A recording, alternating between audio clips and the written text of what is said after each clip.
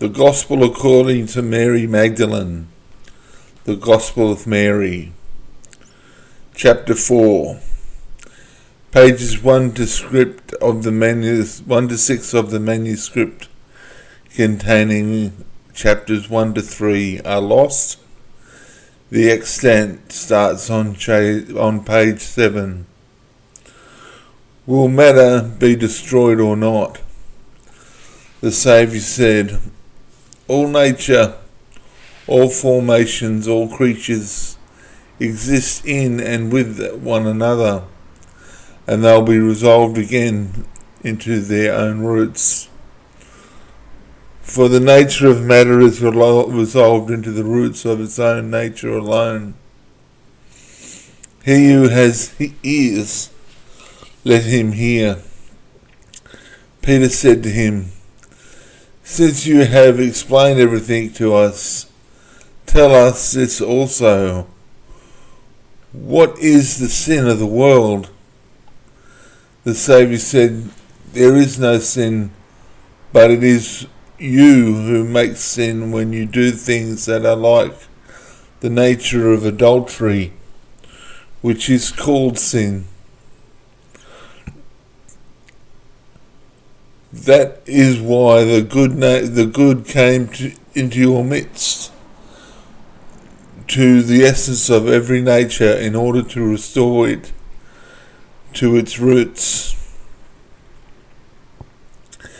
Then he continued and said, that is why you become sick and die. You are deprived of the one who can heal you. He who has a mind to understand, let him understand. Matter gave birth to a passion that has no equal, which proceeded from something contrary to nature. Then there arises a disturbance in the whole body.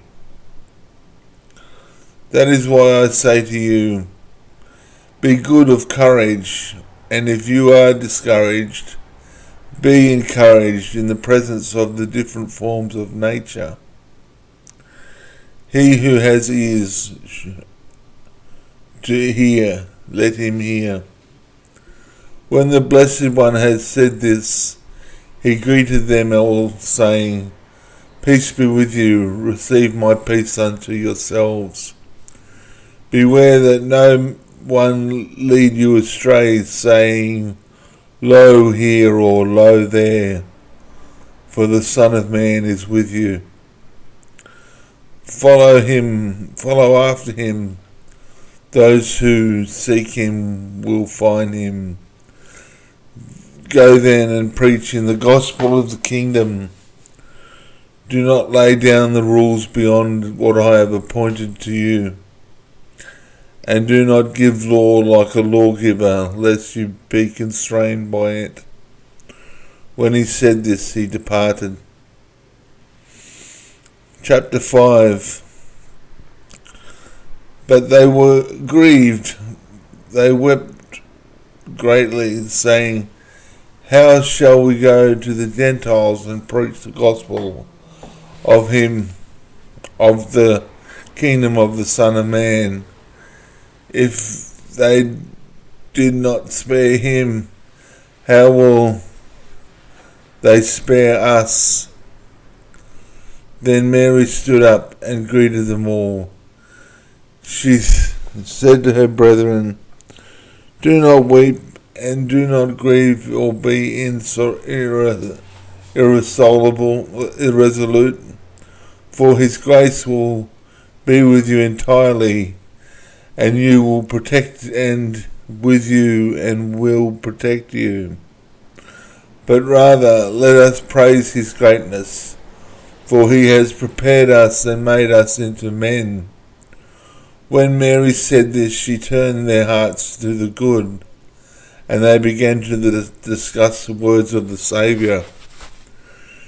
Peter said to Mary, sister, we know that the Saviour loved you more than the rest of the women. Tell us the words of the Saviour which you remember, which you know. but we do not, nor have we heard them." Mary answered and said, "What is hidden from you I will proclaim to you." And she began to speak to them these words.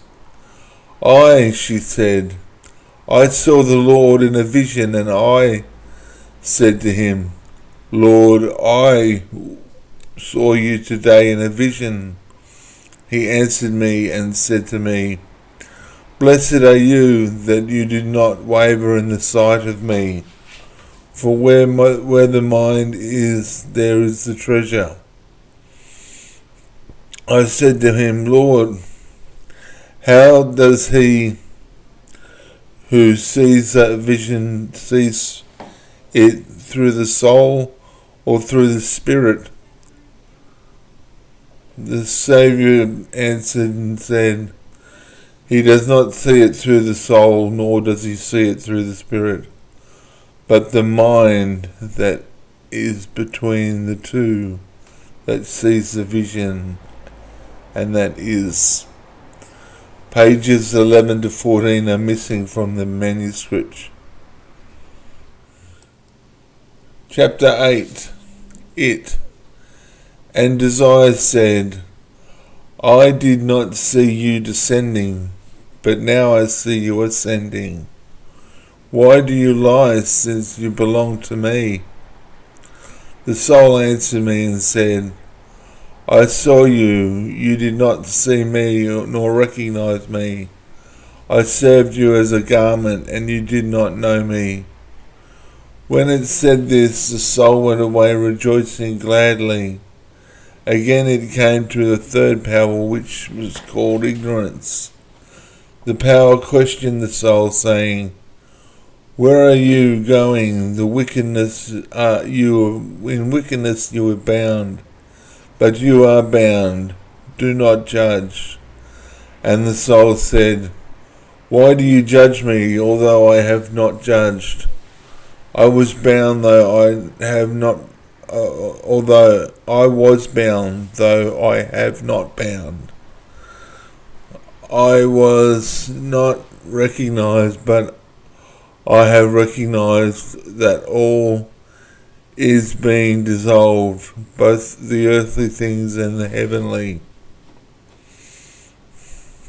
When the soul had overcome the third power, it went upwards and saw the fourth power, which took 7 forms: the first form of darkness, the second form of desire, the third ignorance, the fourth is excitement of death, the fifth is the kingdom of the flesh, the sixth is the foolish wisdom of the flesh, the seventh is the wrathful wisdom,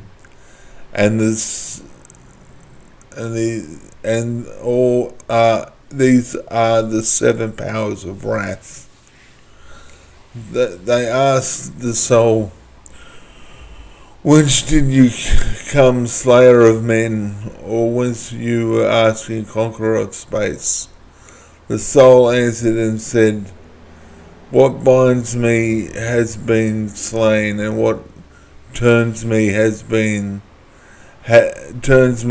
has been overcome, and my desire has ended, and ignorance has died. In an aeon I was released from the world, in a type from the fetter of oblivion, which is transient. From this time on I will attain the rest of the time of the season of the aeon in silence." Chapter 9. When Mary had said this, she fell silent, since it was this point that the Saviour had spoken with her. But Andrew answered and said to the brethren, "Say what you wish to say, what she has said, but at least do not believe that the Saviour said this, for certainly these teachings are strange ideas." Peter answered and spoke concerning these same things. He questioned them about the Saviour, Did he really speak privately with the woman and did not openly to us? Are we to turn about and all listen to her? Did he prefer her to us? Then Mary wept and said to Peter, My brother Peter, what do you think? Do you think I have thought this up for myself in my heart, or that I am lying about the Saviour? Levi answered to Peter and said to Peter, Peter, you have always been hot-tempered. Now I see you contending against a woman like adversaries. But if the Saviour made her worthy, who are you indeed to reject her? Surely the Saviour knows her very well. That is why he loved her more than us. Rather let us be ashamed and put on the perfect man and separate as he commanded us and preach the gospel, not laying down any other rule or other law beyond what the Saviour said. And then when they heard this, they began to go forth to proclaim and preach.